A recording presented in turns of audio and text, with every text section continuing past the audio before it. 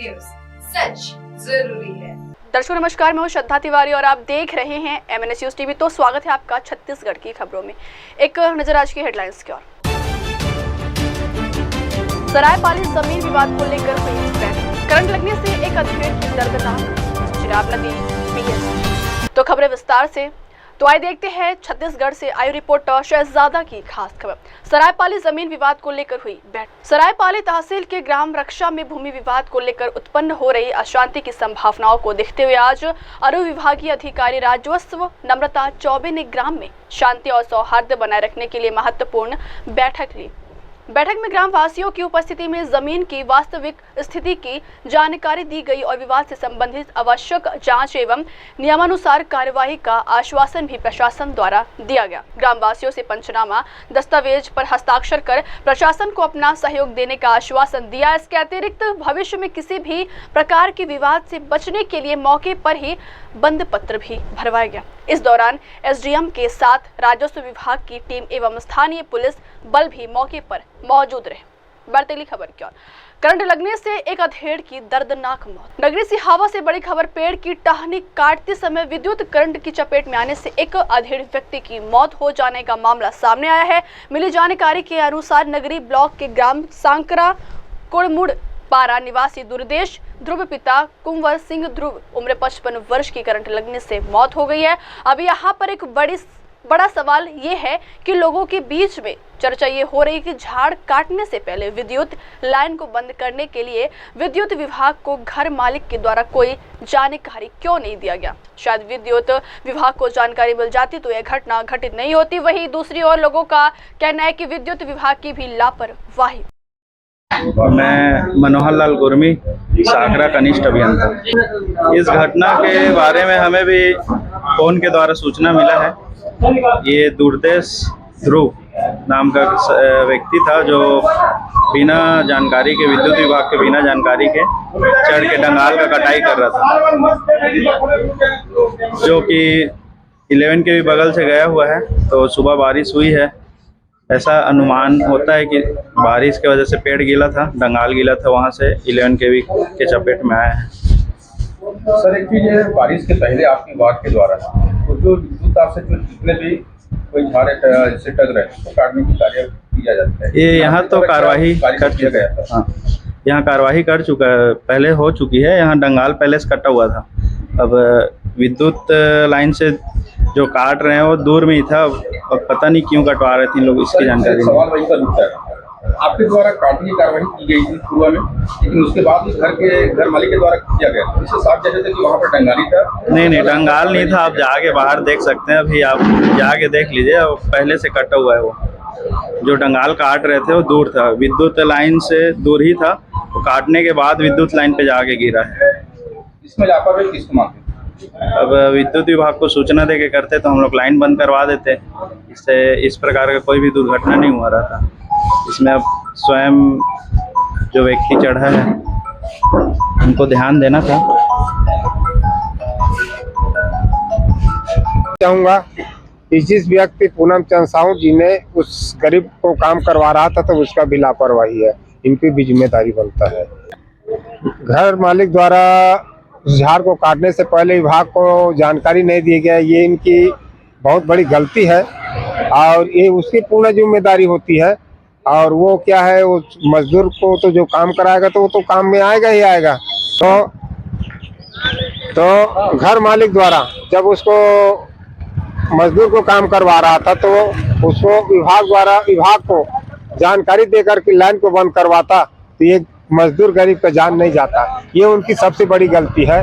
तो इसमें तो लापरवाही विद्युत विभाग का भी दिख रहा है, क्योंकि वो लोग क्या है, व्यवस्था के लिए इतना लाइन बंद कर करके ग्राम की व्यवस्था सुधारने के लिए वो लोग हमको समय लिए और व्यवस्था सुधारने में उनसे पूरा नहीं सुधार पाया था, तो उनका भी लापरवाही है। मेरा नाम पूनम चंद साहू है। मैं सामने झाड़ डंगाली काटने के लिए मेरे मजदूर को बुलाया था, तो वो दूसरे मजदूर को बुला के लाया। तो वो नीचे को काटने को बोला था, कब ऊपर चढ़ा मैं वहाँ पे नहीं था, वो भी नहीं था और उसको करंट लग गया। अगली खबर। चिनाब नदी बीएसपी देश के लिए ऐतिहासिक क्षण रहा जब प्रधानमंत्री नरेंद्र मोदी ने आज जम्मू कश्मीर में चिनाब नदी पर बने विश्व के सबसे ऊंची रेलवे पुल को राष्ट्र को समर्पित किया है। यह पुल न केवल देश की अभियांत्रिकी क्षमता का प्रतीक है, बल्कि इसमें छत्तीसगढ़ और विशेष रूप से भिलाई इस्पात संयंत्र की अहम भूमिका भी रही, जो प्रदेशवासियों के लिए गर्व की बात है। क्वेश्चन पूछेंगे, उसका जवाब थोड़ा सा मेरे को देखें सर जी, इधर ही देखेंगे। जी सर, बड़ी उपलब्धि है, क्या कहना चाहते हैं इस बारे में? हाँ, उपलब्धि तो वास्तव में बहुत बड़ी है।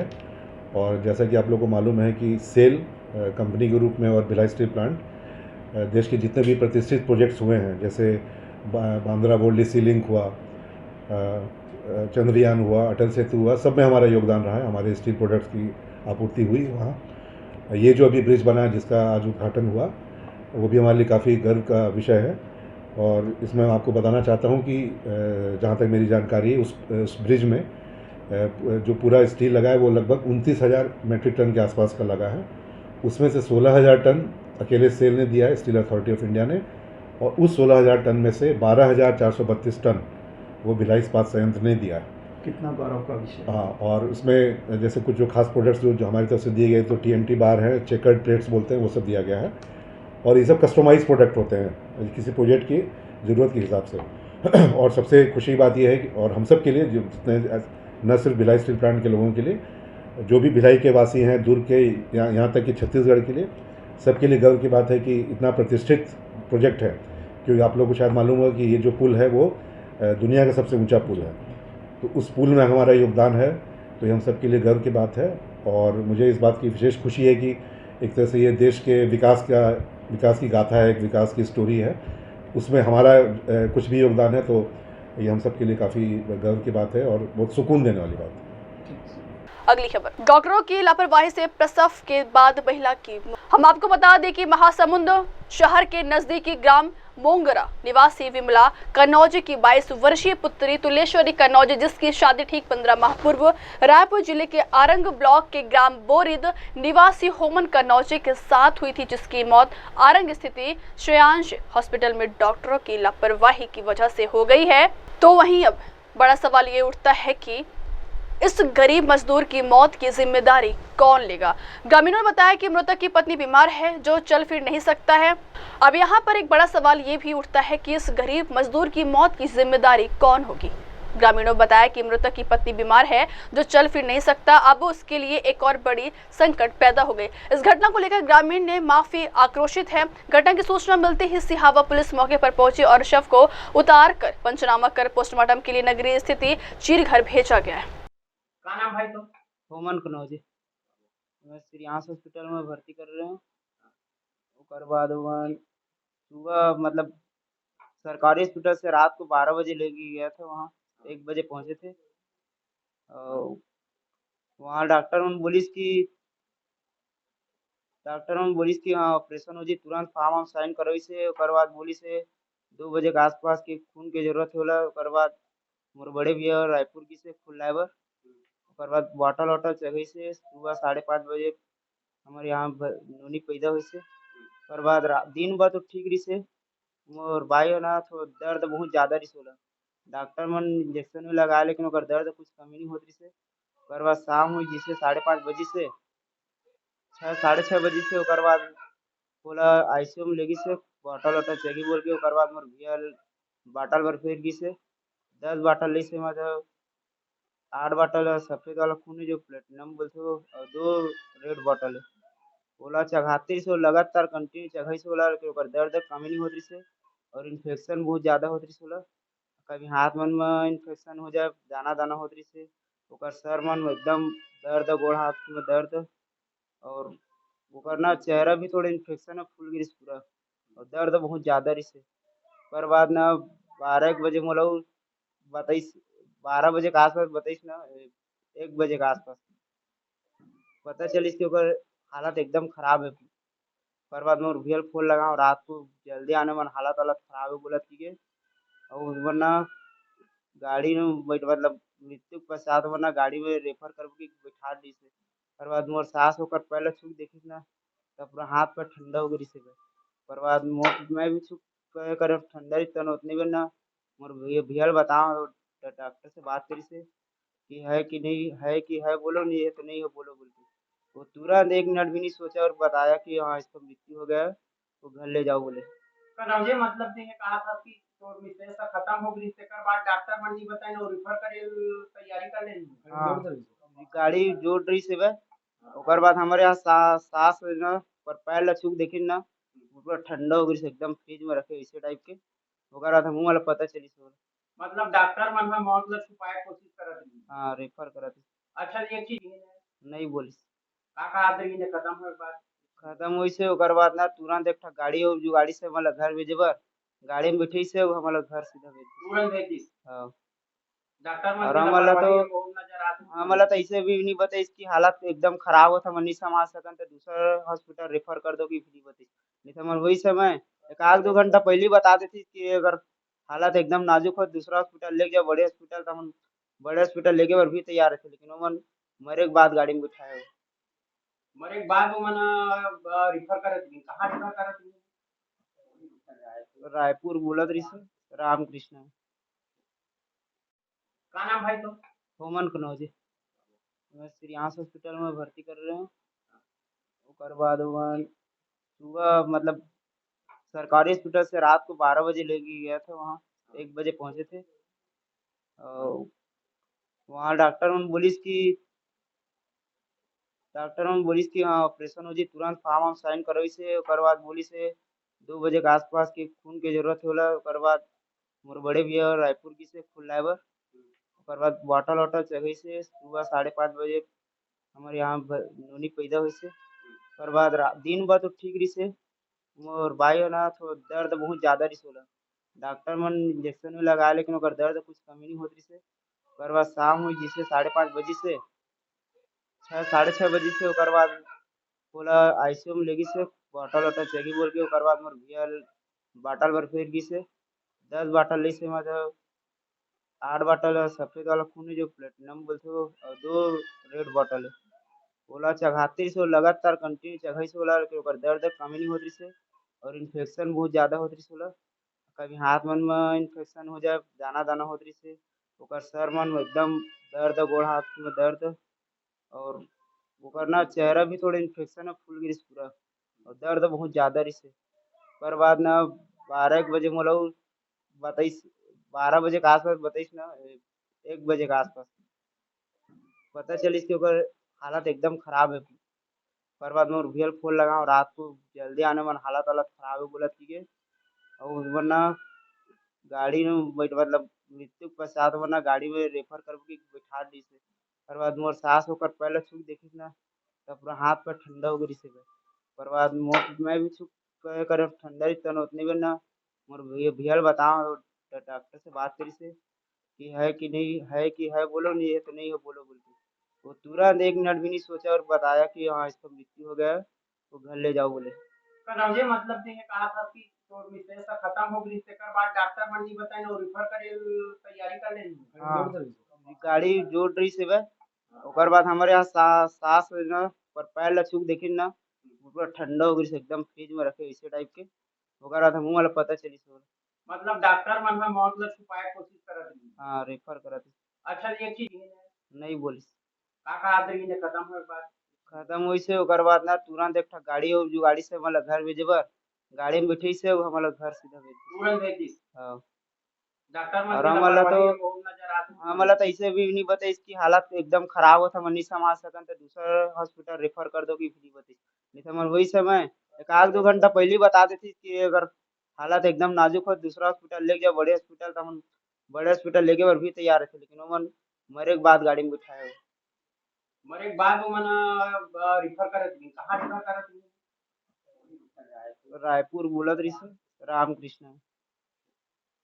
अगली खबर, PS स्टील प्लांट में हुई हत्या का खुलासा। राजनंदगांव के सोमनी थाना क्षेत्र अंतर्गत में एक मर्डर का मामला बताया जा रहा है। सोमनी थाना क्षेत्र में एक स्टील प्लांट है जिसका नाम PS स्टील प्लांट वहां एक युवक की हत्या हो गई है। सोमनी थाना की टीम और अमला पुलिस विभाग द्वारा लगातार आरोपियों की पतासाजी की जा रही थी, जिसके बाद पुलिस ने आज पूर्णतः सफलता पा ली है और प्रेस कॉन्फ्रेंस के माध्यम से खुलासा भी किया है। इस हत्या के मामले का पुलिस ने खुलासा किया है और पीएस स्टील प्लांट में ही काम करने वाले 3 लोगों ने मिलकर यूपी के रहने वाले धर्मेंद्र सिंह की हत्या कर कमरे में शव को बंद कर रखा था। इस मामले में पुलिस ने क्या कहा तो सुनिए। धर्मेंद्र जो मृतक है उसके पास वो यूजुअली अपने पास कैश रखता था, करीब 50,000 रुपए कैश उसके पास था। ये सब लोग साथ में काम करते थे, इनको जानकारी थी कि उसके पास पैसा रहता है। वो पैसा को लूटने के लिए, चोरी करने की नीयत से ये लोग गए और वहाँ पे मर्डर करके उसका पैसा चोरी करके। सोनी थाना क्षेत्र पर अपने पीएस स्टील प्लांट में एक मर्डर का मामला सामने आया था। आज पुलिस ने एक प्रेस वार्ता की। जी, हम लोगों को 2 दिन पहले एक शव का बारे में पता लगा था लेबर क्वार्टर नंबर 5 में। ये इसकी जब गेट खोल के देखा गया तो बाहर से ताला बंद था, लोगों को गंध आई तो उन्होंने पुलिस को बताया। मौके पर तुरंत पुलिस पहुंची और वहां जाके जब गेट खोला गया, देखा गया तो उसके अंदर एक लाश मिली जो सड़ी गली हालत में थी। उसमें तुरंत मर्ग कायम किया गया। उसकी शिनाख्त धर्मेंद्र के नाम से कराई गई। ये कुशीनगर उत्तर प्रदेश का रहने वाला था, यहाँ पे लेबर का काम करता था। उसके बाद से तुरंत इसमें लगातार जांच जारी थी, मर्डर कैसे मर्डर हुआ है और किसके द्वारा किया गया। उसमें एक बड़ी सफलता 48 घंटे के अंदर ही पुलिस को हाथ लगी है। इसके 3 जो मुख्य आरोपी, तीनों को पुलिस के द्वारा हिरासत में लिया गया है। साथ ही साथ घटना में प्रयुक्त जो चाकू था और साथ में बाइक और साथ में जो उसने चोरी किया था कैश, वो भी उस बरामद करने में पुलिस को सफलता मिली है।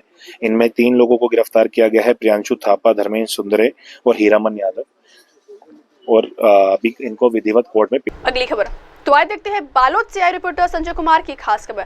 बढ़ती बिजली बिल के विरोध में बालोद युवा कांग्रेस ने लालटेन किया गिफ्ट। अघोषित बिजली कटौती को वोल्टेज, बढ़ती बिजली बिल के विरोध में बालोद युवा कांग्रेस ने लालटेन किया गिफ्ट। आज बालोद युवा कांग्रेस के अध्यक्ष प्रशांत बोकड़े के नेतृत्व ने बिजली कार्यालय का किया घेराव। 5 मुद्दों पर सौंपा ज्ञापन, लालटेन देकर गिनाई गई है समस्या।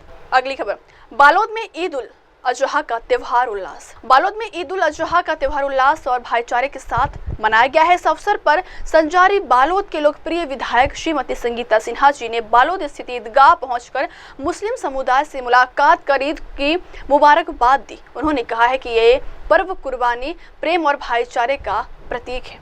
इस मौके पर जिला कांग्रेस कमेटी के अध्यक्ष श्री चंद्रहेश हिरवानी जी, नगर पालिका अध्यक्ष श्रीमती प्रतिभा साहू जी, पार्षद व पूर्व शहर अध्यक्ष श्री विनोद बंटी शर्मा जी आदि उपस्थित रहे। अगली खबर तो आइए देखते हैं भिलाई से आई रिपोर्टर संजय कुमार की खास खबर। स्वच्छ धारा वेलफेयर समिति।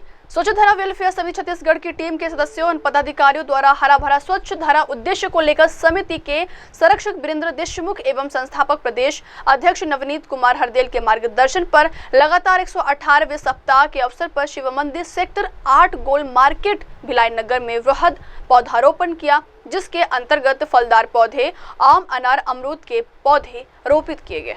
हरा भरा, हरा भरा, हरा भरा, जल ही जीवन धारा है, जल ही जीवन धारा है, जिसने हमें संवारा है, जिसने हमें संवारा है। पानी ये बंधु सदा से अनमोल, पानी ये बंधु सदा से अनमोल, अपने अपने ज्ञान चक्षु को खोल, अपने अपने ज्ञान चक्षु को खोल, सबको चेताओ पीट पीट कर ढोल, सबको चेताओ पीट पीट कर ढोल, जानो इस जीवन दायिनी पानी का मोल, जानो इस जीवन दायिनी पानी का मोल। तपती धरती भी करती है पुकार, तपती धरती भी करती है पुकार, वर्षा की मुझ पर कर दो बौछार, वर्षा की कर दो बौछार, वातावरण में होगी बहार ही बहार, जिससे किसी को नहीं होगा इनकार, जिससे किसी को नहीं होगा इनकार। पानी की कभी न करना बर्बादी, पानी की कभी न करना बर्बादी, वरना हरी भरी ना होगी वादी, वरना हरी भरी ना होगी वादी। कह रही हम सबकी बूढ़ी दादी, कह रही हम सबकी बूढ़ी दादी, वरना बेटा नहीं करूंगी तेरी शादी, वरना बेटा नहीं करूंगी तेरी शादी। पौधे लाकर पेड़ बनाओ, पौधे लाकर पेड़ बनाओ, जीवन में खुशियां बरसाओ, पौधे लाकर पेड़ बनाओ, जीवन में खुशियां बरसाओ। स्वच्छ धारा ने ठाना है, छत्तीसगढ़ को स्वस्थ बनाना है, स्वच्छ धारा ने ठाना है, छत्तीसगढ़ को स्वस्थ बनाना है, स्वच्छ धारा ने ठाना है, छत्तीसगढ़ को स्वस्थ बनाना है। छत्तीसगढ़ मातारी की जय, छत्तीसगढ़ मातारी की जय, छत्तीसगढ़ मातारी की जय। बापूजी ने दिया ज्ञान, बापूजी ने दिया ज्ञान, बच्चे बूढ़े और जवान, बच्चे बूढ़े और जवान, सफाई पर रखना ध्यान, सफाई पर रखना ध्यान। देश बनेगा तभी महान, देश बनेगा तभी महान। संगवारी हो। साफ सफाई पर झन करो तोर मोर सफाई करो गली खोर सफाई माँ देवा जोर बगरावाओ नवा जोर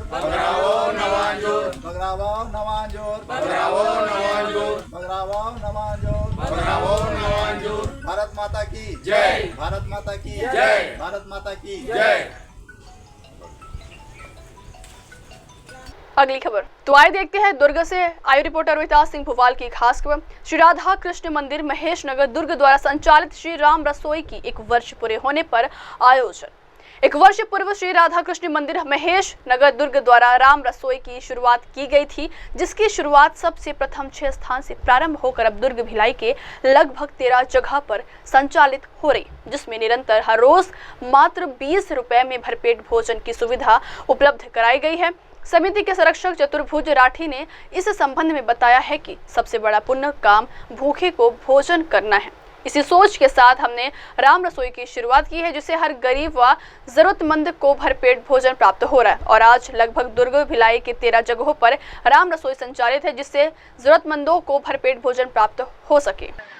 श्री राधा कृष्ण मंदिर समिति महेश कॉलोनी द्वारा 6 जून 2024 को हमने एक छोटा सा प्रयास हमारे समिति के संरक्षक चतुर्भुज राठी जी के नेतृत्व में प्रारंभ किया, जिनकी ये सोच थी कि शहर से भूखा कोई ना जाए, और इस बीड़ा को उठाकर उन्होंने राम रसोई की कल्पना की और राम रसोई की कल्पना के बाद इन 1 वर्षों में 13 स्थानों पर शहर में लगभग 2 से 2,500 लोगों को राम रसोई के माध्यम से हम भोजन उपलब्ध करा रहे हैं और आगे भी हमारा ये प्रयास होगा कि शहर में अधिक से अधिक लोगों तक हम पहुंच सके, ये हमारा उद्देश्य होगा। अगर इस आपके राम रसोई से किसी तरह का कोई जुड़ना चाहेगा, आगे वो भी आप लोग की संस्था से जुड़ना चाहे तो किससे संपर्क करें? निश्चित रूप से चतुर्भुज राठी जी जो हमारे संरक्षक हैं, हमारी राधा कृष्ण मंदिर समिति है, वहाँ आए, जुड़े, अपनी सेवा दें, सबका स्वागत।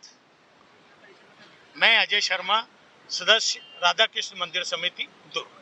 जी बताएंगे, आज 1 वर्ष हो गए, हम लोगों ने पिछले 1 साल पहले इसको चालू किया था और शुरू में हम लोगों ने 6 स्थानों पर प्रारंभ किया इसको, और इसको करने के पीछे सिर्फ एक ही सोच थी कि जो लोग कामकाजी लोग हैं उनको सही तरीके से शहर में भोजन उपलब्ध नहीं हो पाता है, और अगर हो पाता है तो 100 रुपये, 150 रुपये, 125 रुपये रेट होता है, 60 रुपये, 70 रुपये रेट होता है, हर आदमी वो पैसा बेयर नहीं कर सकता। तो इस सोच के तहत इस कार्यक्रम को हम लोगों ने चालू किया और ईश्वर में प्रेरणा दी, और ईश्वर की प्रेरणा से हम लोगों ने राधा कृष्ण मंदिर में इसको चालू किया। अभी कितनी जगह संचालित हो रही है? अभी 13 जगह राम रसोई संचालित हो रही है और 13 जगह में लगभग 2000 से 2500 थाली लगातार रोज भोजन जाता है, लोग प्रसादी पाते हैं। दुर्ग के अलावा भिलाई में पावर हाउस जाता है। आगे इससे और बढ़ाएंगे? अभी हम लोग राजनांदगांव बीच में बहुत बार गए और करीब चालू होने वाला था, लेकिन कुछ कारणों से अभी टल गया है। हो सकता है कि 1 महीने के अंदर हम लोग राजनांदगांव भी चालू कर देंगे, और अभी सुपेला और नेहरू नगर बिल्कुल तत्काल प्रभाव से चालू करने वाले। 1 वर्ष में कुछ व्यवस्था कला या कोई समय के दृष्टिकोण से कुछ ऐसा सुझाव हम जैसे आए? हमारा एक कहना है लोगों को, ललित भाई, कि ज़्यादा से ज़्यादा लोग इस काम पे जुड़े और जगह जगह इस व्यवस्था को अन्य शहरों में भी करें। इससे एक तो सामाजिक समरसता बढ़ेगी, एक दूसरे से प्रेम बढ़ेगा, और इससे किसी जाति, दल, समुदाय, उच्च नीच का कोई भेद नहीं है। इसमें हर वर्ग का आदमी आकर के एक समान टेबल पे बैठ करके प्रसाद के रूप में भोजन प्राप्त करे, यही हमारी धारणा है। भोजन का समय कब से कब है? ये है 12 बजे से 3 बजे तक के, 2:30 बजे तक के। मैं सबसे पहले राम रसोई के जितने भी उनके संस्था के जो सदस्य लोग हैं, उन सभी को बहुत बहुत शुभकामना, बधाई देता हूं। और हमारे शहर में भी हम सब जानते हैं प्रभु श्री राम जी सबके पालनहार हैं, विष्णु जी के अवतार हैं, और इस धरती पे प्रभु श्री राम जी ने मानव जाति को संदेश देने के लिए मर्यादा पुरुषोत्तम राम बने, और आज उसी के नाम से हमारे दुर्ग शहर में राम रसोई चल रहा, जो विगत 1 साल हो गया, और 1 साल से लगातार दुर्ग शहर में जिनको भटकना ना पड़े, जिनको घर का खाना, शुद्ध खाना मिले, ऐसे राम रसोई में खाना मिलता है बहुत ही कम दर में। इसको हम लोग, कई लोग पान खा के, उतना उससे ज़्यादा पान का खर्च आता है, लेकिन पान से भी कम खर्च में ये खाना, शुद्ध खाना, घर का खाना। और ऐसे जो लाखों हजारों लोग जो शहर में काम के लिए आते हैं, कोई पढ़ने के लिए आते हैं, उनके लिए ये संस्था लगातार खाना देने खिलाने का काम कर रही है। मैं संस्था के सभी सदस्य को बहुत बहुत बधाई देता हूँ, शुभकामना देता हूँ, साधुवाद कि हमारे शहर में कोई भूखा ना रहे। और खाना खिलाना बड़ा पुण्य का काम है। भगवान इस संस्था को लगातार आगे बढ़ाता रहे और शहर में लगातार ये और काम को बढ़ाते रहे और ये काम बढ़ता रहे और जो संस्था है वो और दिनों दिन बढ़ता है। अभी तक कितने लोग इससे संस्था से जुड़ चुके, कितने लोग डेली भोजन प्राप्त करते हैं? भाई अभी तक इन 1 वर्षों में हमने 5,12,000 लोगों को भोजन उपलब्ध कराया है और आगे हम चाहेंगे कि ये संख्या निरंतर बढ़ती जाए। हमारा प्रयास होगा कि शुद्ध और सात्विक भोजन हम उपलब्ध कराएं। ऐसी कोई जगह जहाँ पे आप 13 जगह जो रिस्पांस नहीं मिल रहा है या लोग नहीं आ पा रहे हैं? ऐसा कोई नहीं, ऐसा कोई भी ऐसी कोई जगह नहीं है जहाँ पे लोग नहीं आ रहे हैं। सभी जगह लोग आ रहे हैं। संख्या में कम ज़्यादा हो सकता है, कहीं 100 है, कहीं 150 है, कहीं 300 है, कहीं 250 है, कहीं 400 है, ऐसा। यानी जो जिस स्थान पे हमने चालू किया है अभी तक बंद नहीं हुआ। नहीं, वो आगे हम लेते ही जा रहे हैं। जैसा सुना गया है या हम देखे स्लम एरिया जहाँ पे मजदूर और ये वहाँ पे अच्छा रिस्पांस मिल रहा है और इसके नहीं, देखो ये मालवीय नगर, ये स्लम एरिया नहीं है, तो भी यहाँ रोजाना 300 लोग भोजन कर रहे हैं। पावर हाउस में 300 लोग भोजन कर रहे हैं। अभी हम लोगों ने गंज मंडी के सामने खोला है, FCI के सामने 250 लोग भोजन कर रहे हैं वहाँ। और अभी हम मिल पारा में करते हैं, वहाँ 125 लोग भोजन करते हैं। तो सभी प्रकार के लोगों का हमारा उद्देश्य कहीं से भी ये गरीबों का भोजन नहीं है। यहाँ अमीर से अमीर आदमी भी भोजन करके जाएगा तो उसे इन्फेरिटी कॉम्प्लेक्स नहीं आएगा, उसे लगेगा कि घर जैसा भोजन है। समानता का भाव लेकर ही हम इस उद्देश्य को चला रहे हैं। बहुत सारे बर्थडे भी मनाए चंडी मंदिर में लगातार बर्थडे मनाते हैं लोग आकर। बर्थडे है, कभी शादी की सालगिरह मना रहे हैं, बर्थडे मना रहे हैं, कभी कोई कुछ लेके आते हैं, गरीबों को भोजन दान करते हैं, पैक करा कर ले जाते। अगली खबर, ऐतिहासिक पहल। Bhilai truck trailer transport association ने प्रदेश में एक ऐतिहासिक कदम उठाते हुए पहली 12,000 से ज्यादा ड्राइवर्स, हेल्पर और सुपरवाइजर को 5 लाख रुपए का जीवन सुरक्षा बीमा प्रदान किया है। यह है आयोजन खुर्सीपार स्थित एसोसिएशन कार्यालय में किया गया है, जिसमें बड़ी संख्या में एसोसिएशन के सदस्य शामिल हुए। बीमा के साथ साथ हेलमेट और पौधों का भी वितरण किया गया। कार्यक्रम के मुख्य अतिथि छत्तीसगढ़ के संयुक्त परिवहन आयुक्त UBS चौहान, ASP सुखनंदन राठौर, छावनी CSP हरीश पाटिल, भिलाई नगर CSP सत्यप्रकाश तिवारी, सीमेंट संगठन के अध्यक्ष अंजय शुक्ला और एसोसिएशन अध्यक्ष इंद्रजीत सिंह थे। अतिथियों का भव्य स्वागत एवं सम्मान किया गया। इस अवसर पर छत्तीसगढ़ के संयुक्त परिवहन आयुक्त UBS चौहान ने संगठन की इस पहल की सराहना की। देखिए वीडियो। यहाँ हरे हरे वृक्ष भी रखे गए हैं ताकि हमारा पर्यावरण सुरक्षित रहे और ये बहुत ही नेक कार्य है। मैं पुनः हमारे Bhilai truck trailer transport association को बधाई देता हूँ, शुभकामनाएं देता हूँ कि ऐसे अच्छे कार्य वो करते रहें, भलाई के कार्य करते रहें और दूसरे को प्रेरित करते रहें। मैं रास्ते बनते हैं क्योंकि ये बड़ा इस कार्यालय का बहुत पुराना भिलाई से और भिलाई वासियों से वास्ता रहा है। जब यहाँ पे ट्रक ट्रेलर की जगह ट्रैक्टर से भी परिवहन होता था, उस समय से इस कार्यालय से यहाँ के लोगों का, खास करके ड्राइवर, हेल्पर और मैकेनिक का वास्ता रहा। यहाँ हरे हरे वृक्ष भी रखे गए हैं ताकि हमारा पर्यावरण सुरक्षित रहे और ये बहुत ही नेक कार्य है। मैं पुनः हमारे Bhilai truck trailer transport association को बधाई देता हूँ, शुभकामनाएं देता हूँ कि ऐसे अच्छे कार्य वो करते रहें, भलाई के कार्य करते रहें और दूसरे को प्रेरित करते रहें। मैं अगली खबर, तो आइए देखते रिपोर्टर शहजादा की खास खबर। तालाब में नहाने गई एक महिला की पानी में डूबने से मौत। घटना सिहावा थाना क्षेत्र के ग्राम पंडरी पानी की है। आपको बता दें कि अनुसार ग्राम पंडरी पानी निवासी मानकी बाई देवांगन पति स्वपंचम राम देवांगन उम्र 72 वर्ष सुबह 9 बजे गांव के समीप स्थित तालाब में नहाने गई थी। नहाते वक्त अचानक पैर फिसल जाने के कारण गहरे पानी में चली गई, जिससे वही डूब गई। डूब जाने से उनकी मौत हो गई। इस घटना की जानकारी गांव में तुरंत फैल गई है और लोग वहां इकट्ठा हो गए हैं, जिसे तुरंत इस घटना की जानकारी सिहावा पुलिस को दिया गया, जिसे सिहावा थाना के टीआई लेखराम ठाकुर अपने पुलिस जवानों को लेकर तत्काल घटनास्थल पर पहुंचे और तालाब से महिला की लाश को निकालकर पंचनामा तैयार कर पोस्टमार्टम के लिए चीर कर भेजने की कार्रवाई किया गया। पोस्टमार्टम पश्चात शव को परिजन को सौंप दिया गया है और आगे कार्रवाई में पुलिस जुटी हुई है। अगली खबर, कांग्रेसी नेता के पिस्टल से चली गोली। कांग्रेस नेता के पिस्टल से चली गोली चलने से थाना सहित पूरे जिले में फैली है सनसनी। मामले में पुलिस ने तत्काल कांग्रेस नेता को गिरफ्तार कर बीएनएस की धारा 125 एवं आर्म्स एक्ट 25-27 धारा के तहत मामला दर्ज कर लिया है। बताया जा रहा है कि बागबाहरा कांग्रेस के पूर्व ब्लॉक अध्यक्ष अंकित अग्रवाल उर्फ अंकित बागबाहरा अपनी लाइसेंसी बंदूकी जमा करने गए थे, जिसका वैधता मार्च माह में समाप्त हो चुकी थी। अंकित बागबाहरा ने थाने पहुंचकर अपनी पिस्टल जमा करने के लिए निकाला, तभी अचानक से लोड पिस्टल चल गई। गोली की आवाज से पूरे बागबाहरा थाने परिसर में अफरा तफरी मची। पुलिस ने कांग्रेसी नेता को गिरफ्तार कर मामले को जांच में लिया है। अगली खबर, युवती से दुष्कर्म का मामला। दुर्ग जिले के जामुल थाना क्षेत्र में एक युवती से दुष्कर्म का मामला सामने आया है। आरोप है कि बिलासपुर से तकतपुर के पकरिया गांव निवासी करण यादव ने इंस्टाग्राम के जरिए पहले युवती से दोस्ती की, फिर प्रेम संबंध बनाए और शादी का झांसा देकर उसके साथ शारीरिक संबंध बनाए।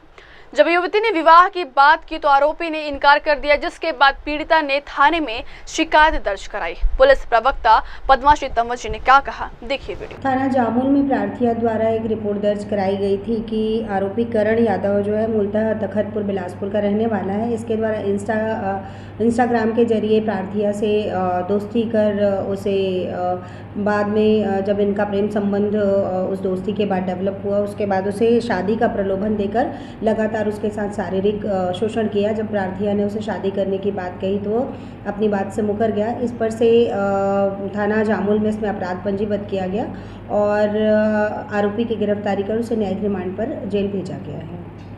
अगली खबर, पुत्र ने पिता की हत्या। दुर्ग जिले के धमधा ब्लॉक अंतर्गत ग्राम राहठा दाह से एक सनसनीखेज मामला सामने आया है, जहां एक बेटे ने मामूली विवाद में अपने ही पिता की जान ले ली। घटना के बाद घायल अवस्था में उन्हें जिला अस्पताल दुर्ग में भर्ती कराया गया है, जहां इलाज के दौरान 4 जून 2025 को उनकी मौत हो गई।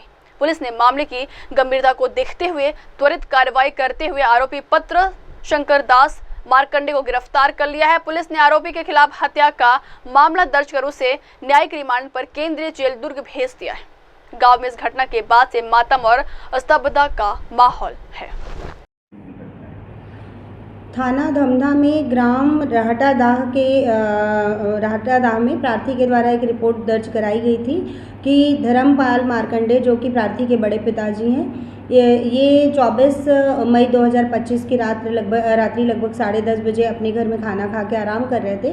तभी जो मृतक धर्मपाल मारकंडे है उसके पुत्र ने आकर घर में अपनी पत्नी से विवाद करना प्रारंभ कर दिया। इस पर से जो मृतक है उसके द्वारा मना किया गया कि तुम वाद विवाद क्यों कर रहे हो। तो जो आरोपी शंकर लाल यादव मारकंडे है वह इस बात पर भड़क गया कि तुम कौन होते हो मुझे मना करने वाले, और पास में रखी ईंटें से धर्मपाल मारकंडे पर उसने हमला कर दिया था, जिससे उसके सिर और बाईं आंख पे चोट आई थी और उसे अस्पताल में इलाज हेतु भर्ती कराया गया था। जो उपचार के दौरान दिनांक 4 जून 2025 को उसकी मृत्यु हो गई।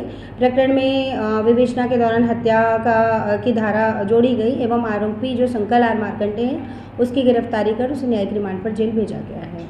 अगली खबर, तो आइए देखते हैं राजनांदगांव से आयु रिपोर्टर आदेश यादव की खास खबर। राहवीर योजना की शुरुआत। सड़क हादसों में घायल लोगों को समय रहते अस्पताल पहुंचाने वाले मददगार नागरिकों को अब सरकार 25,000 रुपए का इनाम देगी। इसके लिए भारत सरकार ने राहवीर योजना की शुरुआत की है। राहवीर योजना को राजनांदगांव जिले सहित पूरे छत्तीसगढ़ में लागू कर दिया है और जिले के सभी कलेक्टर, परिवहन विभाग, पुलिस विभाग सहित चिकित्सा विभाग को इसके क्रियान्वयन के निर्देश जारी किया गया। इससे पहले सड़क दुर्घटना में यदि कोई व्यक्ति घायल हो जाता था तो लोग पुलिस के झंझट से बचने के लिए घायल व्यक्ति को सड़क पर तड़पता छोड़कर आगे बढ़ जाते थे, जिससे घायल व्यक्ति की मृत्यु मौके पर ही हो जाती थी। लेकिन अब केंद्र सरकार की राहवीर योजना से घायल व्यक्ति को गोल्डन आवर में अस्पताल पहुंचाने वाले मददगार को 25,000 रुपए का इनाम मिलेगा। राहवीर योजना शासन द्वारा चालू की गई है, जिसमें गुड सैमरिटन या ऐसा व्यक्ति जो सड़क दुर्घटना में कोई घायल होता है और गंभीर रूप से घायल व्यक्ति को अगर हॉस्पिटल ना ले जाया जाए तो उसकी मौके पे मृत्यु संभावित थी, ऐसे व्यक्ति को अगर कोई राहगीर हॉस्पिटल ले जाता है तो बदले में इसको शासन के द्वारा 25,000 रुपये के रूप में पुरस्कृत किया जाएगा, ताकि शासन का उद्देश्य ये है कि अधिक से अधिक जो घायल होते हैं सड़क दुर्घटना में उनको समय रहते इलाज दिलाया जाए। जी बताएं सर। राहगीर योजना एक ऐसी योजना है कि पहले ये गुड सैमरिटन के नाम से 5,000 रुपीज़ गवर्नमेंट जो अस्पताल जिसको दुर्घटना में कोई व्यक्ति घायल हो जाता था और जिससे उसकी जान बच जाए और समय पे उसको अस्पताल पहुंचा दे, तो ऐसे लोगों के लिए पहले 5,000 रुपीज़ था, वो अब उसको राहगीर योजना का नाम दे करके सेंट्रल गवर्नमेंट ने उसको 25,000 रुपये कर दिया है। अगर कोई व्यक्ति किसी दुर्घटना पीड़ित को समय पे अस्पताल पहुंचा देता है, उसकी जान बच जाती है, तो ऐसे व्यक्ति को 25,000 रुपये प्रोत्साहन राशि दी जाती है। ये अभी नया लागू हुआ है। मेडिकल में क्या? और मेडिकल के लिए अगर कोई व्यक्ति अगर दुर्घटना में घायल है, उसको किसी भी अस्पताल में उसको पहुंचाना है और वो अस्पताल उसको 1.5 लाख रुपए तक का उसका इलाज प्रथम 7 दिवस या 1.5 लाख रुपए तक का उसका इलाज फ्री में करेगा। अगली खबर तो आइए देखते रिपोर्टर शहजादा की खास खबर। बालोद बाढ़ एवं आपदा से उत्पन्न किसी भी स्थिति से निपटने हेतु पुख्ता उपाय सुनिश्चित किए। कलेक्टर श्रीमती दिव्या उमेश मिश्रा ने कहा है कि जिले में वर्षा ऋतु के दौरान अतिवृष्टि, बाढ़ एवं आपदा के अलावा इस दौरान उत्पन्न होने वाली किसी भी स्थिति से निपटने हेतु पुख्ता उपाय सुनिश्चित की जाए। कलेक्टर श्रीमती मिश्रा आज संयुक्त जिला कार्यालय सभाकक्ष में जिला स्तरीय बाढ़ नियंत्रण एवं आपदा प्रबंध समिति की बैठक लेकर अधिकारियों को इस संबंध में आवश्यक दिशा निर्देश दिए हैं। कलेक्टर ने बैठक में उपस्थित संबंधित विभाग के अधिकारियों से बारी से जानकारी लेकर उनके विभागों के द्वारा बाढ़ नियंत्रण आपदा प्रबंधन हेतु की गई तैयारियों की विस्तृत समीक्षा ली। अब वक्त हो चला दर्शकों ब्रेक का, तब तक के लिए देखते रहिए देश और दुनिया की तमाम बड़ी खबरें। धन्यवाद। हाय हेलो नमस्कार, मैं हूं पंकज विष्णु और आप देख रहे हैं MNS न्यूज। आप देख रहे हैं MNS न्यूज, सच